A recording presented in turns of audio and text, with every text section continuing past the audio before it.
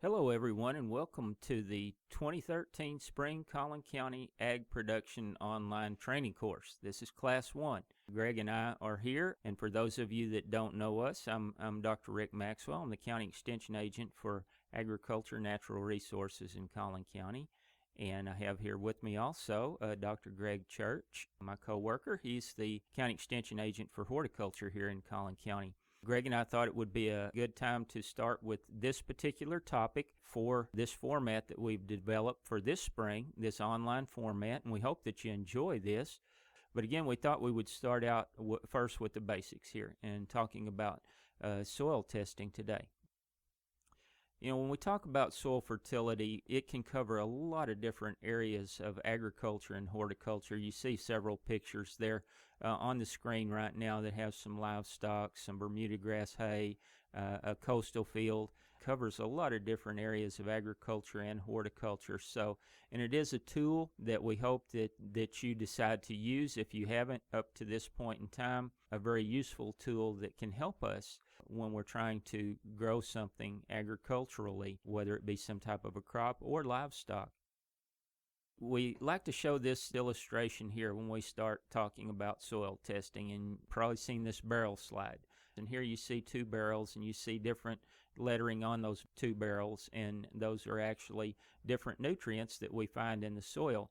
And you see there on those two that there are two stays in that barrel that are lower than the others. And when you start filling that barrel up with a liquid, when you get to that point where that lowest stay is, that's as far as you can fill the barrel up. So you see there on the one that you have calcium that's very low, and when you fill up to that point, that's as high as you can go. And really, when we're talking about nutrient availability, if all of those necessary nutrients that are needed to grow a crop aren't there up there at the top of the barrel, we're not going to be able to see the results that we want to see.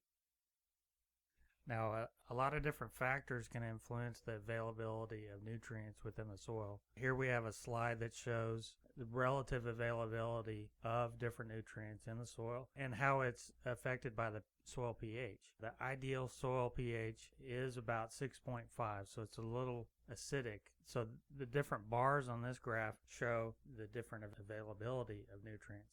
The thinner the line, the less available. Here in Collin County and other parts of the country where there are alkaline soils, an alkaline soil is above neutral. 7 is considered neutral pH, and we experience pH levels around 7.5 to 8.5, and those high levels of pH can affect the availability of nutrients. And so if you note, iron is one of the nutrients we see less available at a higher pH, and that line is thinner. And so part of the routine soil testing factors in that pH. It determines the pH of your soil, so you can determine if you might see a problem with a nutrient availability because of the higher pHs.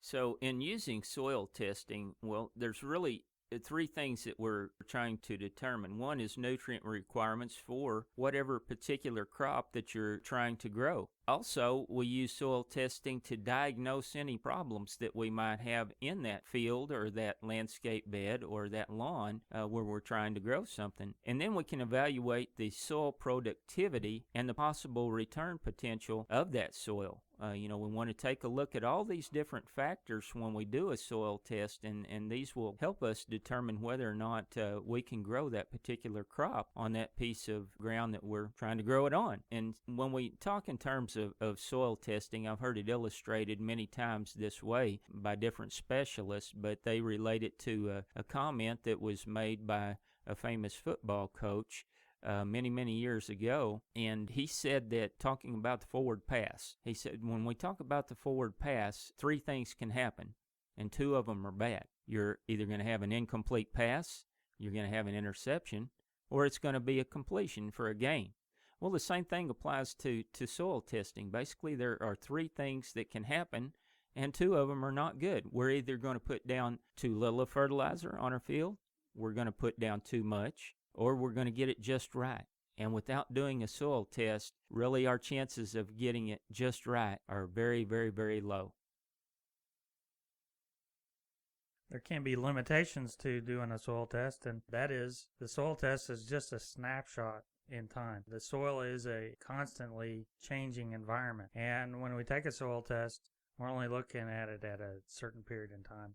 We have to know those limitations. Some people consider collecting a soil sample, it can be time consuming and difficult for them. But I'd like to say that the benefits of soil testing far outweigh the difficulty. Producing a crop without any problems, and then reducing your input costs by limiting the amount of fertilizer that you put out. And so all the soil testing, since it is taking a sample of the soil, it is based on probability. So we want to make sure we take the proper number of soil cores out in the field, break down the fields into smaller areas, and so that we can increase our probability of getting accurate results.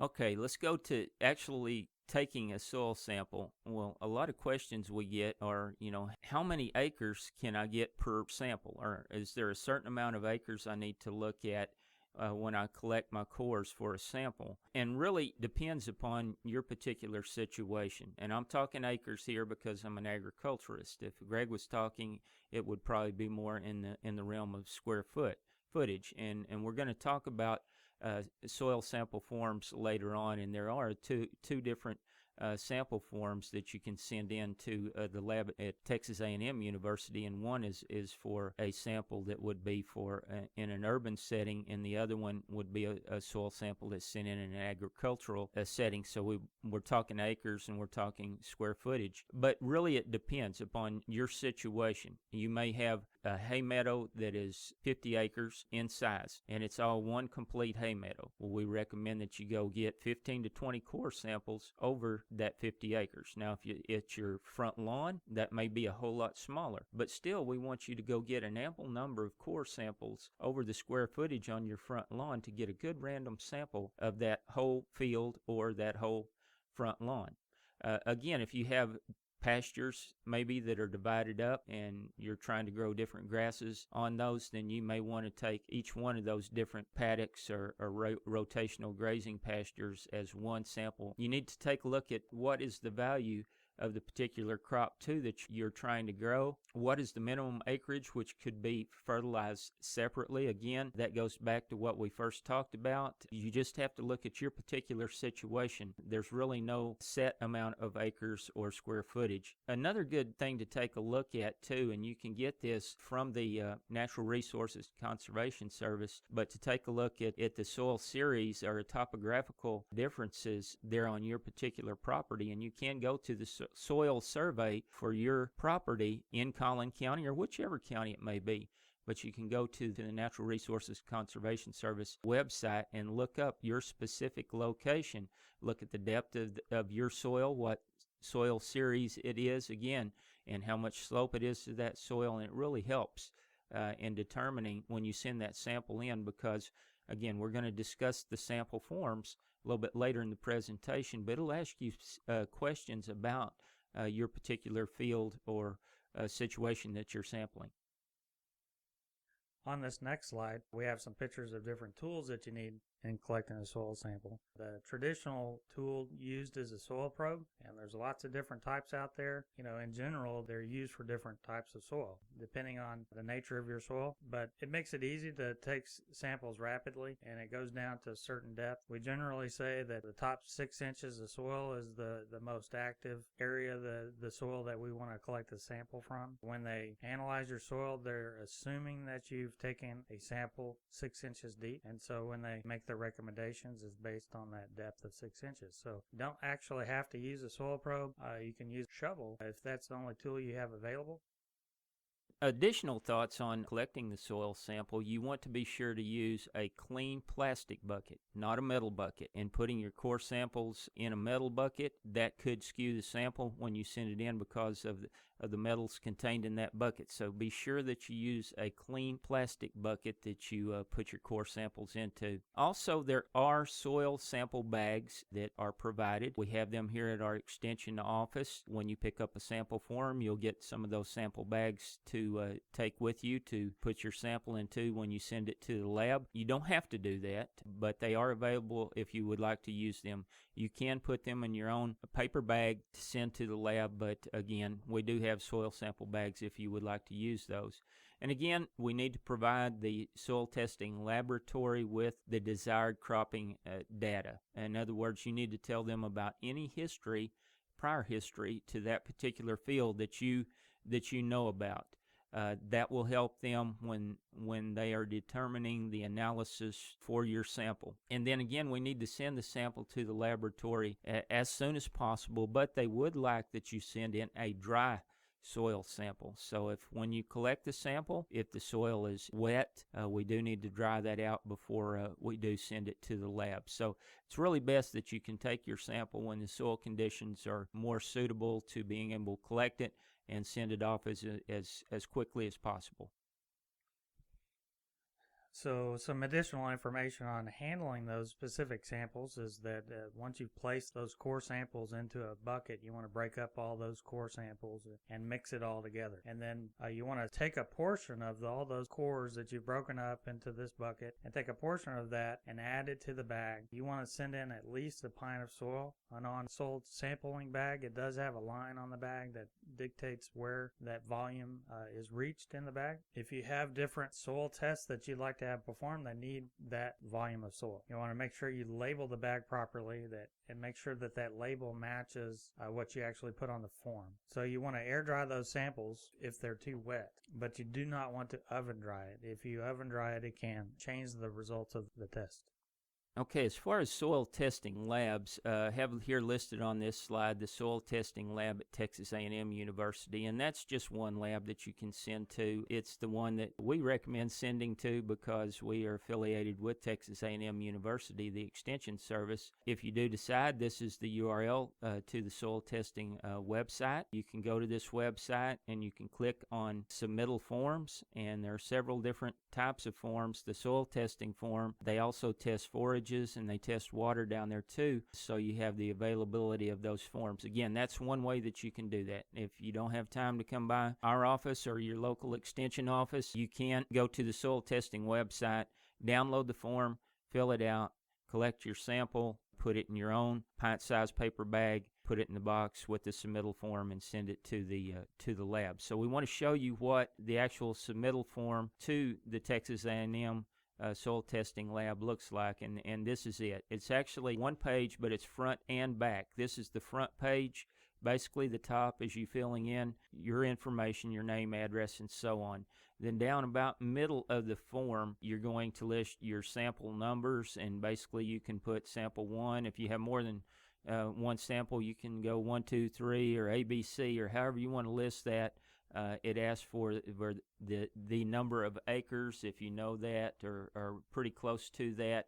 And again, it asks the question about what you're trying to, what your intentions are for that particular field or that particular spot that you're collecting the sample from. And then it has some boxes that you can check as to what analysis that you want done. And that's in reference to the bottom of the form there on the front page, and that's the different things that you can request. A routine analysis, which is number 1, in most cases is all that you would need to have it tested for, and that'll give you your soil pH. It tests for nitrogen, phosphorus, and potassium, which are the 3 major elements that we're taking a look at, and then it also tests for 4 trace elements also, and in most cases that's the box that you'll need to check. Then back to the middle again, to the far right, it asks your intentions for that. And this soil sample form, I mentioned earlier that there is a sample form for pastures, hay, cropland, and such. And then there's also an urban sample form too. And in this box to the far right, it asks your intentions, whether it's grazing land, whether it's a hay meadow, whether it's for grazing and hay, or so on. So you need to check the box that fits your situation. And again, this is the sample form for an agriculture sample sent in. So on the back of the form, it gives you a procedure for taking soil samples, and it has some great diagrams and suggestions on how to determine where to sample and how you might create your composite sample. The top diagram shows different topographical areas that may need to be sampled separately. The second diagram shows how you might do a zigzag pattern around a field in order to get a representative sample. Also, it shows that how to take a soil sample with different tools, and then it gives you the address to the lab where the sample needs to be sent. If you have any questions about your specific samples, you can contact the soil testing lab here at their contact information. And then once they send the analysis back to you, this is what it's going to look like when you get it back through the mail. And basically there it's going to show you your soil pH and then the conductivity and then the different elements that were tested for in your sample, the nitrogen, the phosphorus, the potassium, and then the 4 trace elements. And you see over to the right of those, there is a bar graph, and it really lets you know where your particular sample falls within each of those elements, and whether it's limiting, very limiting, or whether it's excess. And then to the far right, exactly how much you need to add to your field or your pasture or your hay meadow or your yard as far as fertilizer for that particular element. And those are actual units that you're going to be putting down. Later on in one of the later presentations that we're going to do, I'm going to be discussing pasture establishment.